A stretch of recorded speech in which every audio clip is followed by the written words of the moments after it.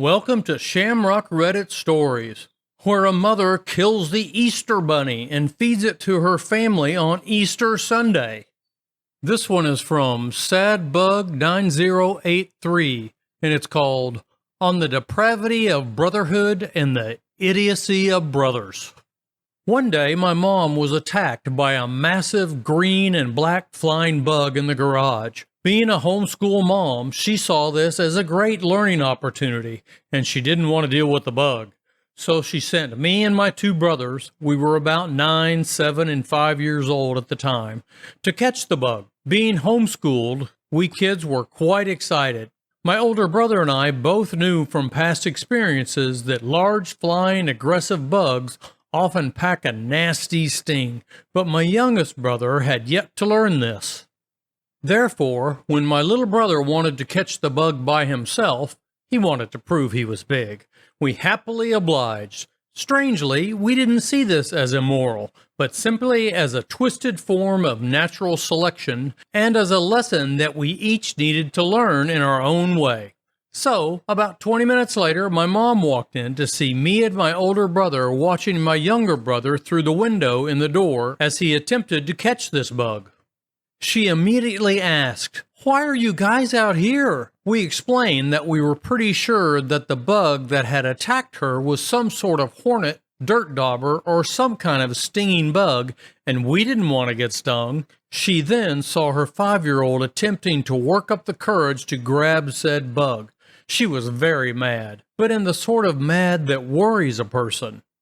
Sure, she had been mad when I hit my brother over the head with a fireplace log, the time that he dislocated my elbow, or the time when my youngest brother had almost tricked my oldest brother into drinking his own urine, but you always knew where you stood with that kind of mad. You just let the other guy get a few good licks in and try to look more hurt than him, and you will both get in trouble. And you will know that this is 3 licks with a wooden spoon and you go to bed early kind of trouble. This was new.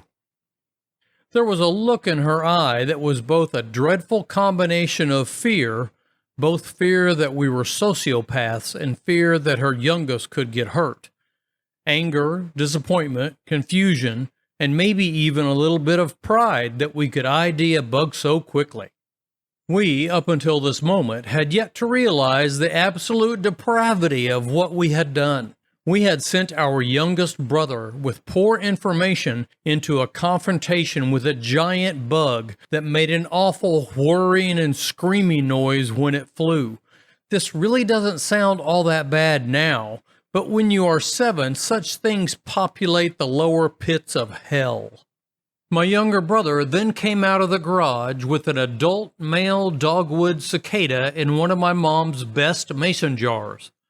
The use of the mason jar temporarily distracted her and allowed us to scamper off and attempt to perfect our bow and arrow design, which we later tested on my younger brother. Following this confrontation, I realized that using my younger brother to test the dangerousness of a bug was grossly immoral and went against everything I believed in. I held strong to this conviction for about a week, when we saw what appeared to be a massive stink bug, but it also had a large proboscis, something that is generally used to inject venom into the bug's prey. So I then put all my convictions aside, as I had been put under the spell of the "oh please" syndrome. I pointed the bug out to my younger brother, who had now gained the title of the one who catches bugs. He was delighted to pick it up. He scooped it up, and then a blood-curdling shriek split the air. He had just picked up a wheel bug. Wheel bugs have the fun capability of injecting a watered-down version of hydrochloric acid directly into their victim. The sensation is only slightly worse than being shot. Within about 3 seconds, my younger brother had fallen onto his knees and was continuing to scream while shaking violently. You see, a normal cut hurts because the nerves are exposed to air. I'm not so sure that's right, but we'll go on. But in this case, the nerve endings are being broken down on a molecular level. This kicks the pain centers of your brain into overdrive.